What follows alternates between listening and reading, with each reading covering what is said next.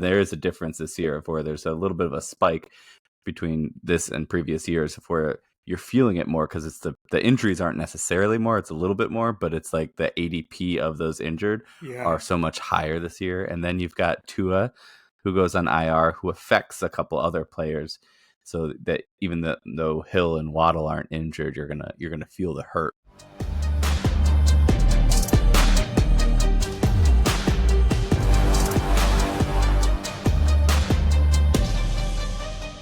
Welcome into another episode of Live Good DyNasty. I'm Arlen. I'm here with Nate, and we are wrapping up. We've wrapped up week 2. We're heading into week 3, and we're recording this during Thursday Night Football as a heads up in case there are any distractions on big moments as I get excited that I might be able to sell Allen Lazard. Nate, how you doing? I'm doing great, man. I'm just bumming out watching Thursday Night Football because we'll talk about this later, but it feels like Aaron Rodgers forgot Garrett Wilson's name all of a sudden. His old buddy's in town and it's throwing the ball around to everybody not named Wilson, but whatever. We'll get into that more a little bit later, but we've got a great show, just reactions, getting into the rhythm of what in season looks like going into week 3. Learning a lot. It's been a crazy first 2 weeks of the season. Just so many things are changing that we can get into for sure. I'm so excited to jump into this. Yeah, we're going to just kind of touch on some of the stuff that we saw this last week, some of the stuff that we've seen the last couple weeks, and really what our thoughts are on if it's continuing, if it's real or not. But one of the craziest things, as we were pulling up the stats, like leading into this, I was just looking at the ranking all players by fantasy points, and looking at it, and it's 3 running backs before the first quarterback, which is Baker Mayfield. I still feel like I'm reading this wrong. And then 2 more wide receivers, Godwin and Collins, and then Derek Carr. And then I don't even have another until Lamar Jackson down the list a bit after a couple more, or Kyler Murray. JK's and then there. Yeah. We got Dobbins, James Cook, Murray, Breece Hall, Jackson. I feel like it is really telling the story of how limited some of these quarterbacks in general have been through the year on touchdowns. Yeah. And so the touchdowns have been down this year. We've got so many injuries this year that are kind of messing with us. And it is true. It's not just that it feels like there's more injuries. There's more injuries per ADP. I think it was she's from the fantasy footballers. I forgot his Matthew Betts. He's the injury guy there, and he was looking at the stats compared to ADP. So and there is a difference this year of where there's a little bit of a spike between this and previous years of where you're feeling it more because it's the injuries aren't necessarily more, it's a little bit more, but it's like the ADP of those injured are so much higher this year. And then you've got Tua, who goes on IR, who affects a couple other players, so that even though Hill and Waddle aren't injured, you're gonna feel the hurt with the IR placement there. So it's been a tough one. If you have a team that doesn't have anyone injured, wow, you must be winning. Yeah, good for you for predicting the future. Yeah, I just feel like there's so much here. And I mean, the one that's obvious that is probably killing so many folks that went into draft season so excited. But just the injury to CMC, I feel like that's not talked about enough. Just going into it feels like so long ago because of all of the different injuries that have happened to 49ers since then. Yeah. But how many folks, no one was worried drafting CMC 1 overall. And he has yet to take a snap in the regular season or this year. What are you doing with CMC? Knowing that he's out for a bit, you're probably a contender if you've held on to him this long and didn't sell him earlier before the offseason. I'm assuming that you're going to be a contender. And he can still help you this year. But what are you doing right now with him? It kind of depends on if we're talking about Dynasty, right? If we're talking about Dynasty and I'm a contender, at the moment, I'm holding on to him because he theoretically could be coming back. It's such a nebulous timeline, though, that we just don't know what it's going to look like, what it's going to take for him to get into playable, like fantasy relevant playing ability, even after he comes off of the IR. So it's rough to think about, but he's still gonna help your team if he's back in there. And if you're a contender Mhm. today and you can manage through it, I hold on to him. It's a I couldn't different imagine. conversation. I couldn't imagine selling him right now Right. for the discount that you're naturally going to have to. You're right. Like, people will forget after a couple weeks of him dominating. And I feel like he's going to come back very strong and dominant, because he was almost playing. I don't really think that was true in the end, but there was it was a lingering kind of issue that he had, but it wasn't like he tore something or he had a high ankle sprain. He had this like lingering problem that I feel that they are trying to just make sure that he's 100%, knowing that they are trying to go for the Super Bowl. That why injure him now by pushing him? So I feel once they Yeah. do decide to put him back, he'll probably be in shape for it. The other thing that you got to think about though too, especially if you're in a redraft situation, is when he comes back, if you're a team that has Super Bowl aspirations, even when he is good enough, what is the split going to look like? Are you going to risk Okay, yeah, him getting injured even more when you have Jordan Mason that's been doing what he's been doing? That someone else that you can run into the ground and have some injury insurance for CMC in these less relevant games as you lead into the playoffs, and what that means for fantasy playoffs. yeah. It might be pretty. Yeah, that's true, and it might be pretty competitive though in that division. The Rams are kind of stepping out of it, but then the Cardinals are looking dangerous. As same with the Seahawks, they're looking like they might be they might have found a way to unlock Geno with the new offensive coordinator there. So for and head coach, talking about the Cardinals, this is one of the ones where it's just like there's so much fear around Captain Marvel, and the name's back, by the way. Oh, I was like, wow, is he Captain Marvel again? Is this? Oh, for sure is. Uh, he for sure is. That's what we call him in the locker room. Um, but Marvin Harrison Jr. Had it. What an excellent game, and I loved seeing. I think the Insane. biggest thing is not just the touchdowns, but the two more times he threw it to him in the end zone, where it was a first read, and it was like he wasn't open. Just lob it at him and see if y'all Make a can play. hit. And he should have hit him. I think Murray should have thrown a better ball. Marvin should have positioned himself better. And those are things that are going to be adjusted and work out soon. I think they're going to kind of clean that piece up, and then there's a whole nother floor, or a higher floor, a whole nother ceiling Yeah, that you're going to have with him. But it looks like he's pretty good at football. I think he looks all right. I'm happy to be able to stand in week one on my lad proclamation. But yeah, definitely he looked great this game going in. And yeah, even with the opportunities that were there, I loved hearing what he had to say around incompletions. He's like, I saw, he said, Mm-hmm. there's 4 incompletions there to me, right? I got to do Yeah. better, right? Yeah. Like, it's like Kyler's incompletions were all to me, and I got to figure out how to play better. And I'm like, bro, you have Yeah. yourself a game. Yeah. And I was like, yes, you do. Yes, you do. You need to figure that out, Marv. Uh, so that was really fun to Amen. see. One of my biggest curiosities I wanted to spend a moment to talk about is, and this one personally hurts, as I traded him in the off season, but Jameson Williams. Uh, what a fun player to watch. He's not just a downfield threat. He gets 11 targets the first week. He gets, or sorry, the second week, 9 and was in the first week. But Mm-hmm. we're seeing that the first week, St. Brown is wide receiver 72, and he has 3 of 6 targets. He gets just 3 of 6 targets. Laporta 4 out of 5, and then St. Brown comes back in week 2, but in week 2, Laporta is also hit again, where he's tight end 28. So you're seeing really big hits from his teammates.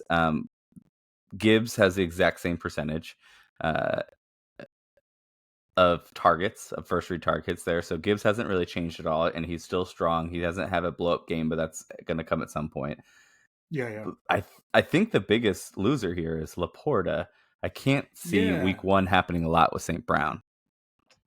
yeah, and it amped up quite a bit, right? You had 11 targets, 5 receptions in week 2 for JMO. So like kind of a copy paste minus the touchdown and the long yardage from week one. But Amon-Ra had 18 targets and 11 receptions.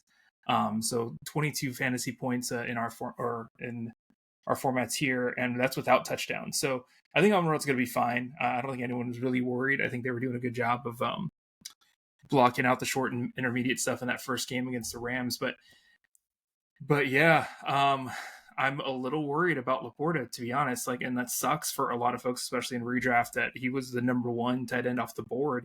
Yeah. And I think just with the emergence of JMO, him being a real option, Amon-Ra still being there, Gibbs still having his games, I think Laporta is going to be overall loser, and you have to temper expectations for what he's going to do the rest of the season. Yeah, and to be fair, this is also JMO might be the loser sometimes too. We've seen 2 weeks in a row where he hasn't been, but that's a small sample size. And as it kind of rotates through, we'll see some weeks where he's the quiet one. But the story the entire offseason from Detroit has been that he's the real deal, and we should have believed him or believed that coaching staff that JMO's the real deal. So yeah, I think it's here to stay. I think he's like a major part of this, but it just shocks me because I traded it in one of my leagues. I traded non-dynasty. It's a redraft league. I was desperate for a quarterback, and I traded a couple people over, including I think Shaheed after week one to try to get Goff. And I was like, he had a bad week one, but he's got these super talented people, and JMO looks like the real deal. But I don't understand how Goff is doing poorly when these guys are. It's just touchdowns just aren't coming, and that's sure to break at some point. But these guys are getting the balls. He's got an outstanding amount of weapons. He plays in the dome the entire year, where he thrives usually. So I think from a quarterback perspective, like that might be a buy or stash. If you, especially like super flex, like keep him on. Maybe he is one of your guys. Go buy him.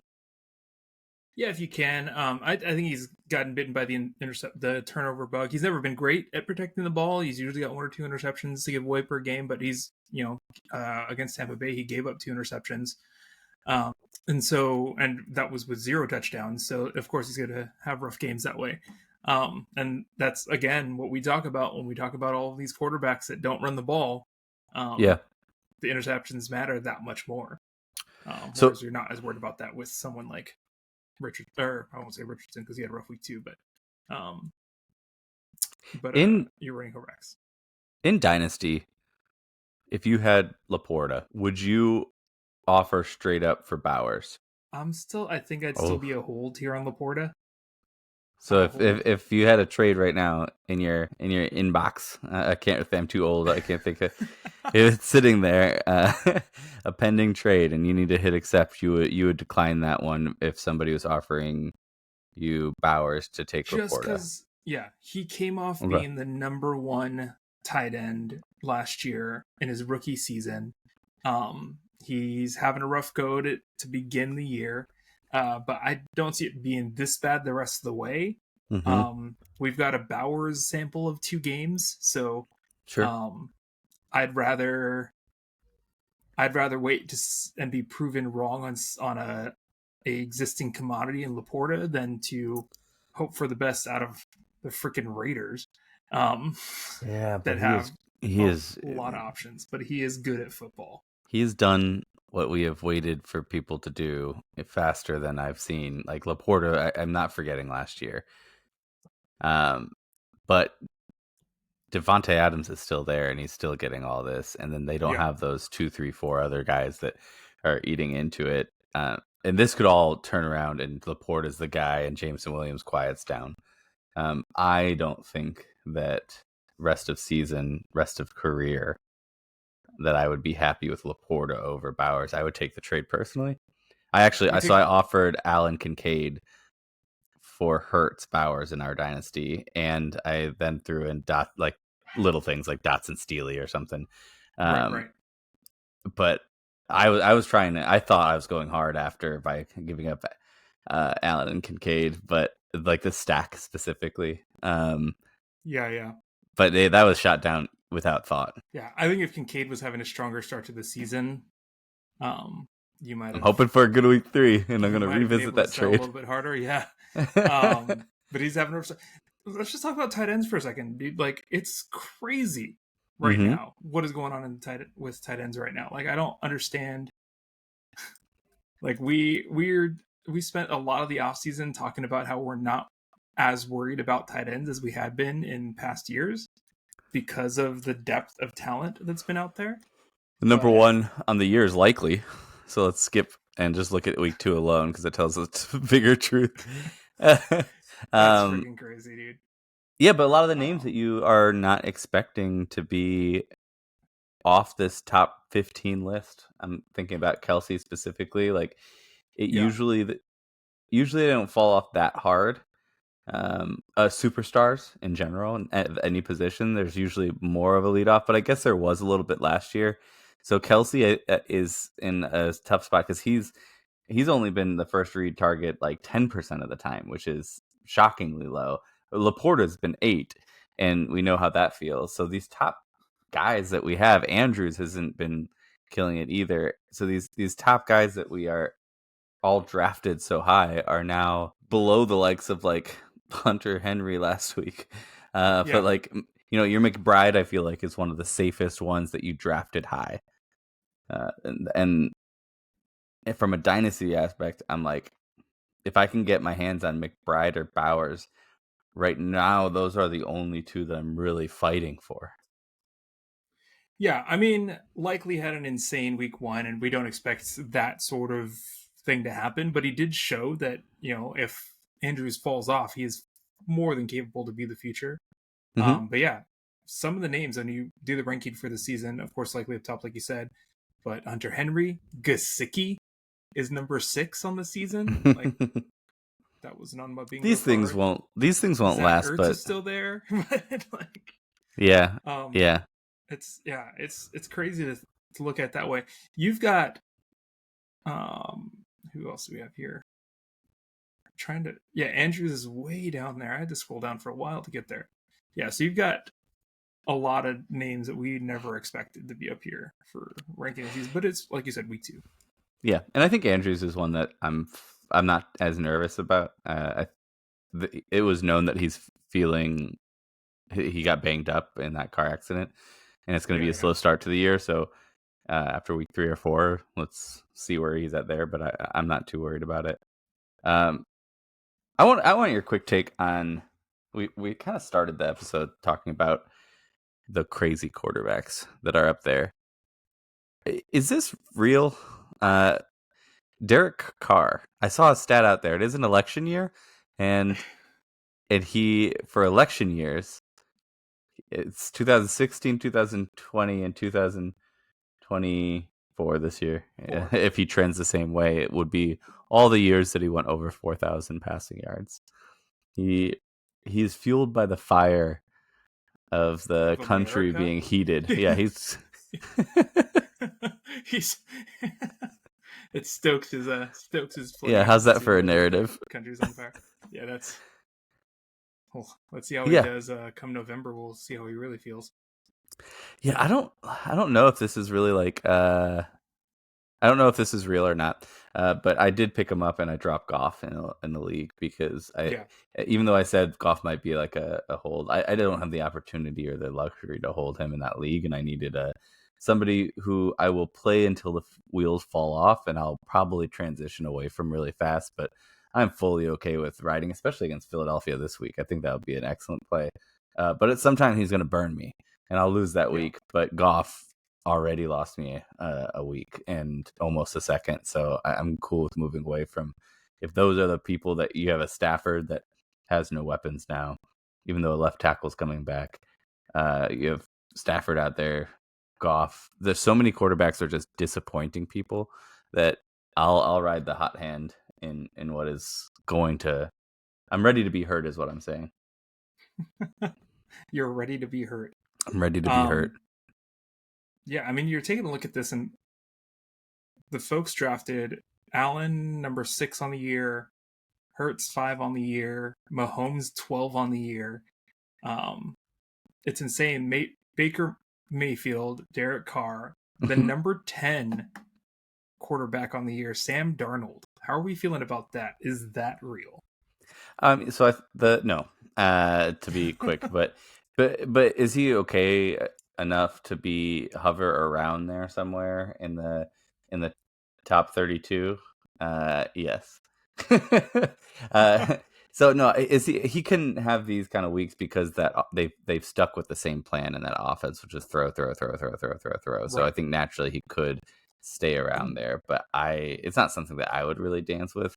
I think I would definitely go with someone that's on your waiver, like Gino or Carr, like we talked about, or most other players. It's just not sexy. So like, why have the boring play if the boring could also just hurt you? Like, Right. at least get something with a little bit of a spike. Carr is kind of like, he's a little hot right now, so it's a little more of an upside there. Now, what I'm really wondering, and I asked you this, I think I texted you on Sunday, and I said, I have Josh Allen and Jaden Daniels in my dynasty, and I texted you and said, is Jaden Daniels my top quarterback? And and it's hard after 2 weeks to say something like Josh Allen, who's been 1-2 for how long. But Right. what's your gut reaction not holding you to it? Is this the beginning of the end for Josh Allen, or is this just 2 bad weeks? I think it's two bad weeks. Or I would one bad week, right? I mean, Josh Allen went off week 1. Oh yeah, he did. So yeah, so like But he he didn't had even one like, really bad week. yeah, he ran a Um, couple in there, which is always going to be part of his, but like, right. I felt like even though he killed it in week 1, he didn't. I saw some of the fears though. The offense itself felt a little bit like, I guess, off, but then it really showed itself the next time. I think what on that team is probably showing the truth is that Kincaid Allen relationship is not where we thought it was. But Josh Yeah. Allen, I still get a little, I guess, nervous about. I can't even sell the guy, which is just crazy to me. Well, I think what you have to look at is Josh Allen is they're showing the Bills are showing that they have an option that he doesn't need to carry the team on his back, or maintain the team when they're in the lead. Especially, I mean, week 2 showed James Cook can just run the clock out Mm-hmm. and be someone that they lean on when they're dominating a game. Right? Josh Allen didn't need to do Josh Allen things against Miami this week. Right? Yeah, that's For whatever true. reason. And And they but ran James Cook at the goal line, which was right. new. Yeah, and he had the injured Josh Allen had the injured hand, right? So I wonder if part of it is that they're protecting him a little bit because he had the injured left hand. Um, Mm. he hurt it running the ball because big surprise he I'm has just no being too regard for emotional his about life. this. Yeah, so you just hold tight, stop being dramatic and being a brat about it, because he's gonna be he's That's gonna be fair. fine. Josh That's Allen's fair. still gonna do Josh Allen things. He's in much more competitive games throughout the year. He's gonna have to carry this team, and Week 1 showed that he's still capable of doing that. With 30 Yeah. points on the board, ran 2 in. So Um, but if you want to yeah, I mean, sell him last week low, I he, mean, it probably not that low. Um, so I just want people to want him as much as like he's the number one god of football, and that part I think is starting to end. Um, but James Cook last week had the same amount of total rushing touchdowns as he did in 2022 and 2023. so crazy, dude. Isn't that nuts? So they're using It's him nuts. in that way, and he had a third through the air, but they're using him in that way. We talked in the beginning of the season, like, is this going to be like a Gibbs Achane situation where he's pretty much another wide receiver? And so far that's not the case. He's had 4 total targets. He caught all of them. But Right. like last week, he only had 1 target, 1 catch, and it happened to be for that touchdown. But so he's not another wide receiver for them right now, which I find just probably one of the more surprising things. I have a lot of shares within redraft of James Cook. I loved the value, and I thought he was a really great option this year. So I'm not surprised by the talent. I'm surprised how it's coming. Yeah.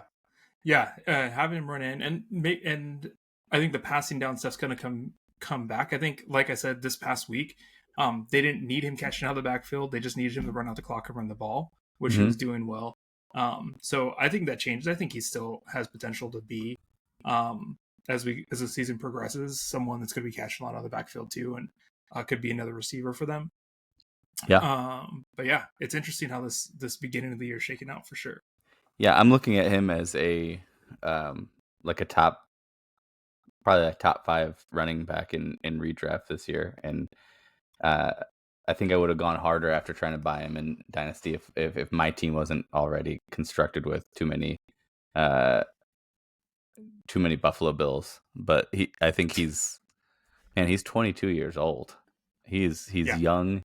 He's really good, and I think he's still just a buy right now. I would try to go get him. Yeah, for sure. So we had talked to him in the same vein as Achane when we were talking about Gibbs, Achane, and this is kind of like sneaking a little bit into what we'll talk about next episode of just like these quarterbacks and how is the dynamic changing. So we'll go a little bit more into it, but in comparison, Achane has done what I thought that James Cook and Achane were going to do, which is like he's had 14 targets, 7 each week. He caught all of them.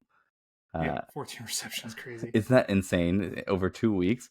So out of all pass catchers, and this is from it's Matt Harmon through the Yahoo Fantasy channel, and he was speaking to Achane's performance.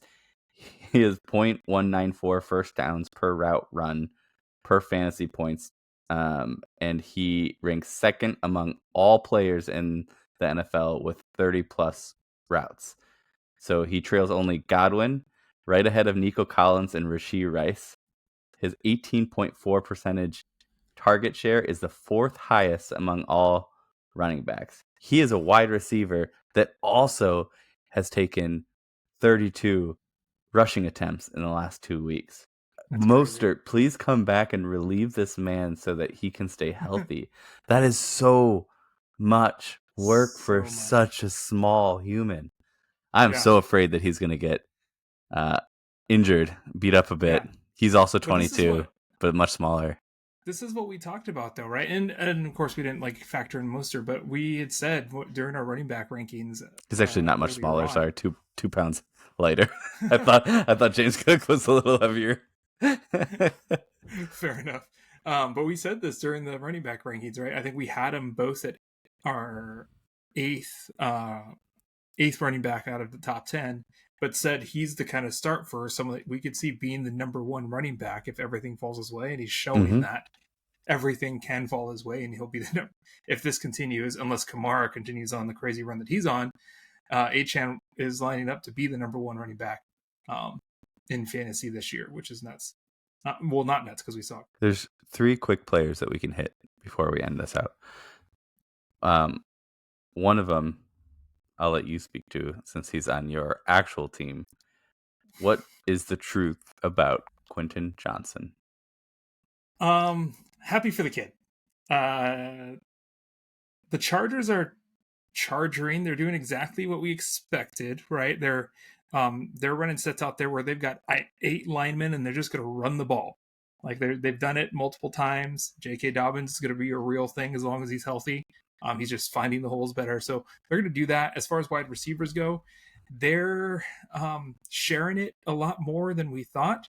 And I don't know what's up with Josh Palmer. I expected more out of him coming out early on. I expected for him to have the built-in relationship with Herbert from previous years after Herbert missed a lot of training camp. But Quinton Johnston, he's not going to have 2 touchdowns every week, but I will say that Herbert is finding him, looking for ways to get him the ball more than I expected. And he is looking confident, which is very unexpected, in catching the ball, finding ways to get open, attacking the ball at the point of reception, which he was not doing last year. So it's hurting my Lad McConkey shares out the gate. Here a little bit, but yeah. Well, he needs somebody was going to emerge to that, right? That to pair with Lad. Yeah, I'm not saying QJ is a thing season long, but he's showing out better than we expected him to. But he's not going to have 2 touchdown games every week for sure. And I still would rely. All it did was muddy the waters, and now I'm not sure I would rely on any one particular Charger wide receiver at this point because you never know who it's going to be. Yeah, and I feel with Quinton Johnston, I don't believe in the player, but this might be where I'm just like wrong on it, and I am holding too much of like an anchor bias. 5 targets, then 6 targets. It's not that's not nothing. That's a pretty good number for a wide receiver. We're assuming too on the team. So if Right. those targets keep up and his hands do get better and better, then he could very well be a thing. Am I buying or selling? What would you recommend for Quinton Johnston? I'm assuming that the fantasy manager that has him doesn't like him, but this might be a big emotional swing. Let's say he has same targets, not the same touchdowns. He has a 12-point week this week. I mean, that manager might now just try to sell really high, but he might want too much. Are you buying? Because you're Yeah, going to have that's to the pay a thing. little bit over what he's actually I'm not. valued at. Yeah.